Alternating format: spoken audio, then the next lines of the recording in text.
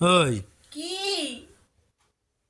এখনো তো ঘুমের ঘোর কাটেনি, দুপুরবেলা তো ভস ভস করে ঘুমোচ্ছিলিস, আর এদিকে আমি যে ঘুমোতে পারলাম না।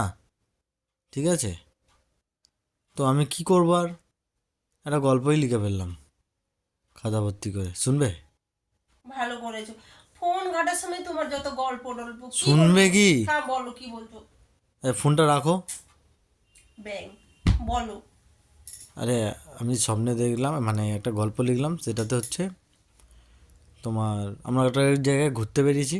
হুম তো বেরোলাম, এবার যেতে তো হবে, তো একটা ঘোড়া ভাড়া করলাম, হুম করে দুজন মিলে ঘোড়ার পিঠে চেপে গেলাম। হুম তো লিখতে লিখতে সেই পাতাটা শেষ হয়ে গেল। হুম তো অন্য পাতায় গেলাম, হুম গিয়ে লিখলাম হুম যে লিখতে লিখতে দেখলাম আমি না পৌঁছে গেছি, হুম খাতার পাতাও শেষ হয়ে গেল, পৌঁছে গেছি আমরা। হুম।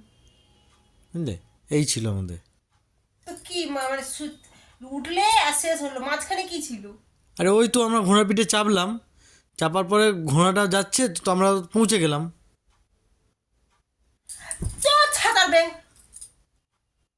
মিডিলে কিছু নেই? আরে মিডিলে ওই তো আমরা ঘোড়ার পিঠে চাপলাম, চেপে তো টকবক টকবক করে চলেই গেলাম, গিয়ে তারপর তোমাকে আমরা কে ওখানে বলেছিল পৌঁছে গেলাম। এরকমই গল্প ফাঁদতে?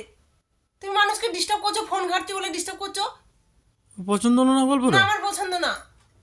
আচ্ছা ঠিক আছে, পরের দিন অন্য একটা লিখে দেবো। তোমাকে লিখতে হবে না, আর আমাকে বলবে না। এ মা, বক এ বক আচ্ছা বক ঠিক করে আছে, পরের দিন করছে। একটা ভালো দেখে গল্প লিখবো, মধ্যে একটা লিখবো শুধু।